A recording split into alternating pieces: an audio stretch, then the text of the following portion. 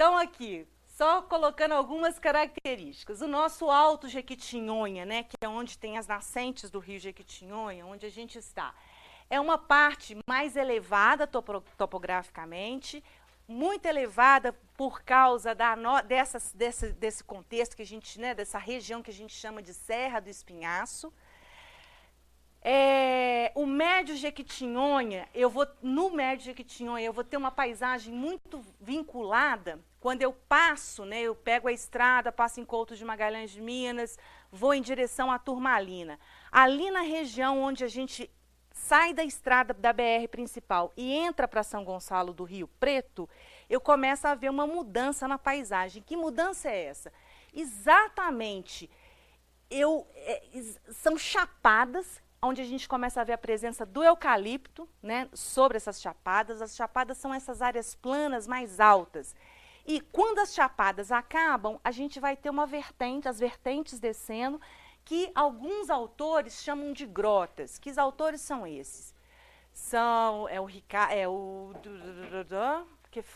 Sim, eu estou nervosa com esse negócio. Sim, Cida, que foi? Eu já, inclusive, mandei essa apresentação para o professor Giovanni e todos a lista de referências bibliográficas que eu acho que são pertinentes para vocês a partir dessa palestra. Tá certo? As chapadas, que hoje a gente vê muito ocupadas pelo eucalipto, e as grotas, que são essas áreas que descem, né, nas beiradas das chapadas e que normalmente a gente vai ver as propriedades rurais. Né? A gente nunca vê a propriedade rural em cima da chapada, né? A gente vê as pequenas propriedades rurais nessa área que a gente chama de grotas. Então, hoje o uso das chapadas ele é muito vinculado à silvicultura, que são as plantações dos eucaliptos, são de grandes empresas. Essas regiões das grotas são as regiões onde os pequenos proprietários rurais ainda plantam, né? Têm seu gado, né? E vivem normalmente. No Baixo Jequitinhonha, normalmente, nessas áreas, essa área do Médio Jequitinhonha é muito interessante porque o final do Médio Jequitinhonha começa a aparecer pontões, né? São pontões de rochas graníticas, muito parecido com os morros que a gente vê em fotografia, por exemplo, no Rio de Janeiro. Né? São afloramentos pães de açúcar, né? É um termo que a gente usa muito. E no Baixo Jequitinhonha, a gente vai ver grandes propriedades rurais e a continuidade desses pontões de rochas graníticas. O Baixo Chapada também? Não, o Baixo, a gente sai do domínio das chapadas. O Médio, do alto para o médio, a gente tem, porque, por exemplo, em Turmalina, Capelinha, ainda se encontram no Alto Jequitinhonha. Então, a gente tem esse domínio de chapada e grota no Alto Jequitinhonha para o Médio Jequitinhonha. O Baixo Jequitinhonha são propriedades rurais maiores, muita criação de gado, áreas mais extensas, né? Propriedades rurais maiores, muita criação de gado. Assim, a minha marca principal é essa.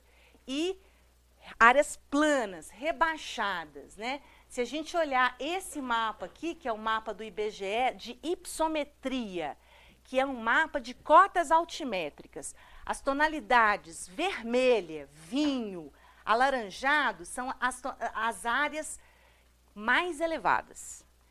As tonalidades verde, que puxam para o azul, são áreas que são mais planas, mais rebaixadas. Os pontões graníticos são essas áreas aqui, ó, que interessante. São áreas elevadas no meio de áreas mais rebaixadas, né? Onde que o Alto Jequitinhonha, né, terras elevadas, né? Olha só que interessante, bastante elevadas mesmo. As áreas mais altas que a gente tem na bacia como um todo se encontram nesse Alto Jequitinhonha aqui. Hipsométrico, tá, gente? Sempre nos mapas hipsométricos a gente vai ter essas tonalidades mais vermelhas, alaranjadas, marcando áreas mais elevadas. E as tonalidades mais frias, verde para o azul, marcando áreas mais baixas, né? E planas também, no caso aqui. Em termos da geologia, né, mais especificamente da tectônica, da geotectônica, essas rochas que a gente vai ver hoje, né, vai entender minerais que existem nelas, são rochas extremamente antigas do ponto de vista geológico. Não muito antigas, mas não muito novas. Quando eu viro para vocês e falo assim, uma rocha granítica de 530 milhões de anos, muitos aqui que ainda não fizeram fundamentos de geologia comigo vão achar que é uma rocha muito antiga. Mas, em se considerando que a Terra tem 4,5 bilhões de anos, 530 milhões de anos não é uma coisa tão antiga assim, né? Não é tão velha assim. Então, são antigas, mas não são muito antigas, né? Não são tão novas, por exemplo, como as rochas das bacias sedimentares fanerozoicas, como a bacia do Paraná, Parnaíba, Amazônica, né? E nós tivemos, no passado geológico, a formação, há mais ou menos 600 milhões de anos atrás, a formação de uma cadeia de montanhas nessa região aqui. Para vocês terem uma ideia, a Serra do Espinhaço estaria aqui. Essa cadeia de montanhas, essa formação de cadeias de montanhas, a gente encontra nos textos geológicos sendo chamada de orógeno Araçuaí. Oros, montanha, né? Orogenia, formação de montanhas. Então, grande parte do Vale do Jequitinhonha, esses pontões graníticos que eu citei para vocês, são fruto, são resultado dessa formação de cadeia de montanhas. Eles são mais jovens, 530 milhões de anos, mas são resultado dessa formação de cadeia de montanha. Certo?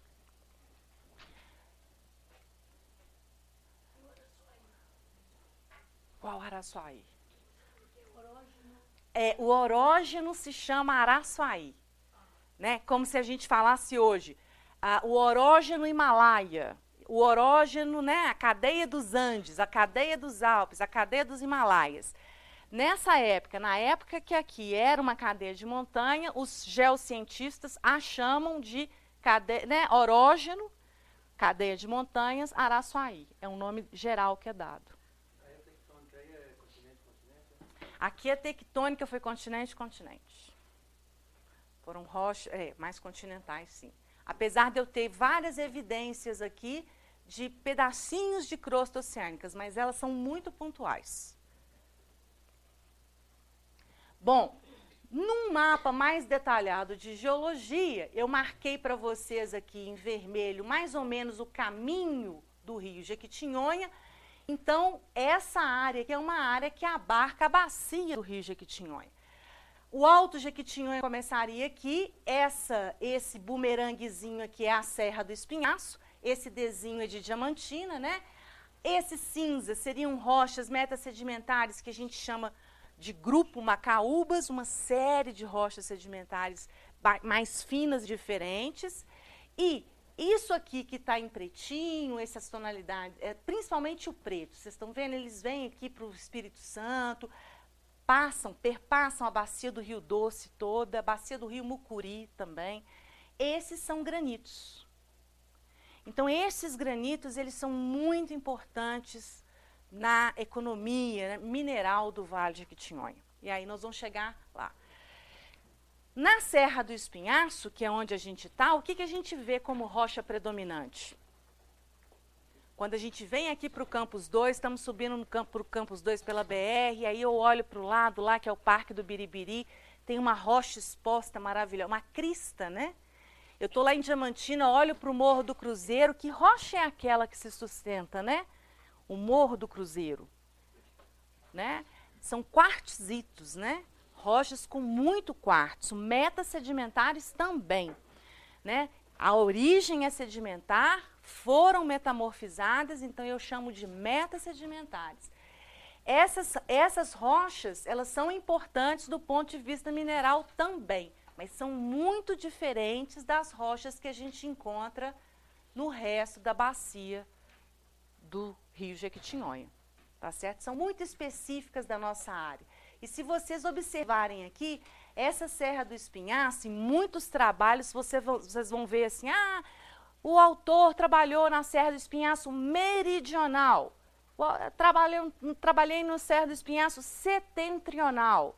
Trabalhei na serra, né, na chamada Chapada Diamantina. Então, essa aqui seria a Serra do Espinhaço Meridional. Ela termina mais ou menos no município de Olhos d'Água, perto de Grão-Mogol, esqueci, Itacambira. Januária, quando eu vou para Januária, né, eu margeio a leste pela BR, eu vejo uma serra. Seria a Serra do Espinhaço Setentrional.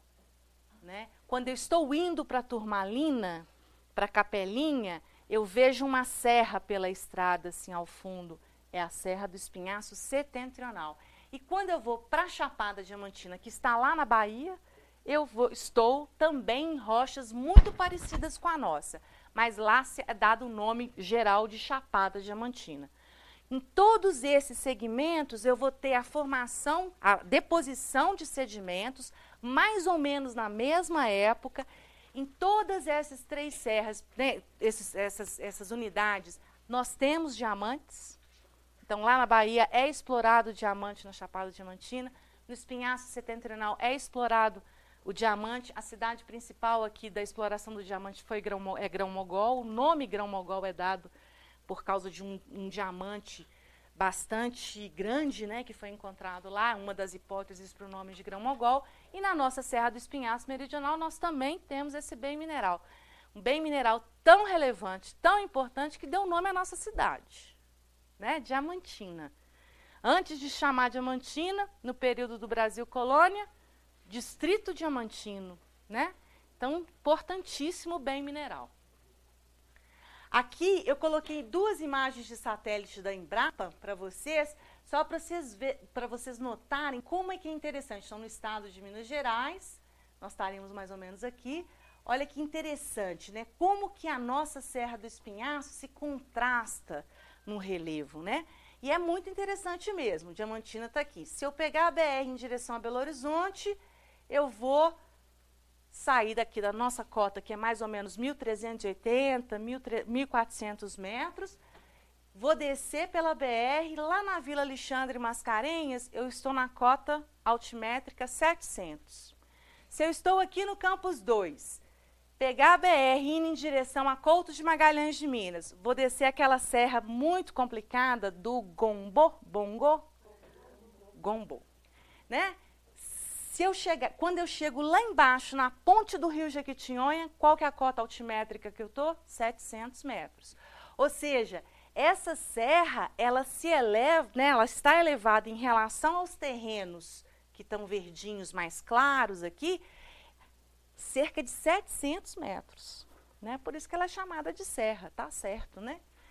Aqui é o início da Serra, da Serra do Espinhaço Setentrional, né, onde está Grão-Mogol. Então, quando a gente faz uma análise dessa região por imagem de satélite, a gente vê a nítida diferença, né? O Vale do Jequitinhonha, a bacia do Rio Jequitinhonha, ela está mais ou menos aqui. Esse é um mapa geológico simplificado, né, para vocês. Então, todas as rochas, né, que estão em tons de cinza aqui, elas são chamadas de supergrupo espinhaço, né? São rochas, tem vários tipos de rochas dentro do supergrupo espinhaço, mas a gente vê a predominância na paisagem dos quartzitos. Eles se elevam, né? Eles são muito difíceis de serem intemperizados quimicamente, então eles marcam a paisagem, né? Aqui, em direção a Curvelo, nós temos rochas calcárias do grupo Bambuí, algumas rochas, né, mais antigas do complexo basal, e aqui rochas do grupo Macaúbas, né, muito importante na bacia do Rio Jequitinhonha.